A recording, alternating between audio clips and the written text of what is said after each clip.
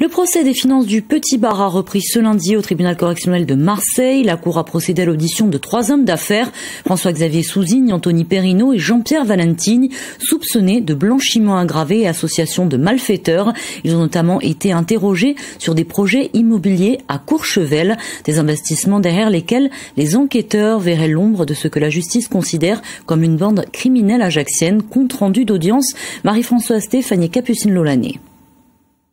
Le Petit Bar a-t-il tenté de s'imposer par la force dans le projet d'une promotion immobilière de luxe à Courchevel le 4 mars 2019, selon une sonorisation dans un appartement parisien? Pascal Port et Michael Ettori, 2 membres de l'équipe ajaxienne, prévoient de se rendre dans la station de sport d'hiver. Ils y vont le lendemain. Selon l'accusation, c'est pour aller voir un vieil ami, François-Xavier Souzigne, propriétaire de plusieurs établissements dans la station de ski, et faire pression sur lui afin de s'imposer dans ses affaires. À la barre, François-Xavier Souzigne affirme ne jamais avoir parlé affaires avec le Petit Bar. Effectivement, il y a une rencontre à Courchevel après 20 ans sans s'être vus, et que suite à cette rencontre, sur une année et demie, donc le temps de la procédure et des surveillances, il y a eu 3 ou 4 déjeuners ensemble, comme des gens qui ne se sont pas vus depuis 20 ans et qui se retrouvent.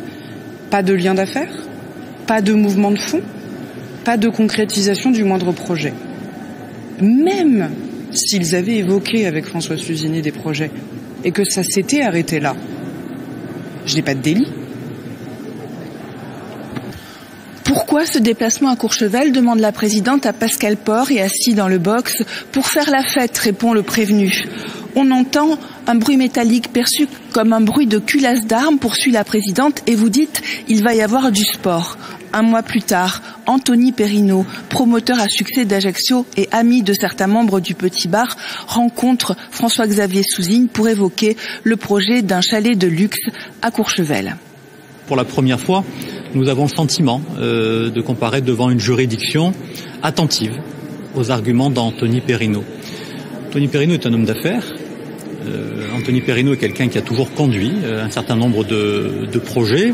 Il lui est aujourd'hui reproché d'avoir été finalement un trait d'union entre un certain environnement en Corse et le monde de la finance, le monde des affaires. Ce sont des éléments qu'il conteste formellement, et nous aurons tout au long de l'audience la possibilité d'apporter la démonstration contraire à celle de l'accusation. Anthony Perrino contacte ensuite Jean-Pierre Valentini, homme d'affaires qui a fait fortune dans les matières premières, pour lui demander de rentrer dans le financement de la promotion immobilière. Après cet accord et après plusieurs transactions de fausses factures via la Chine, 750 000 € en espèces se seraient retrouvés dans les caisses du Petit Bar.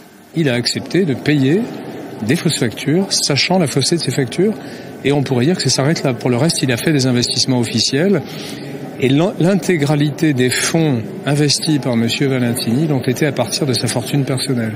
Qu'il s'agisse des investissements licites ou des fausses factures qu'il a payées. On sait avec quel argent il a payé et d'où cet argent vient.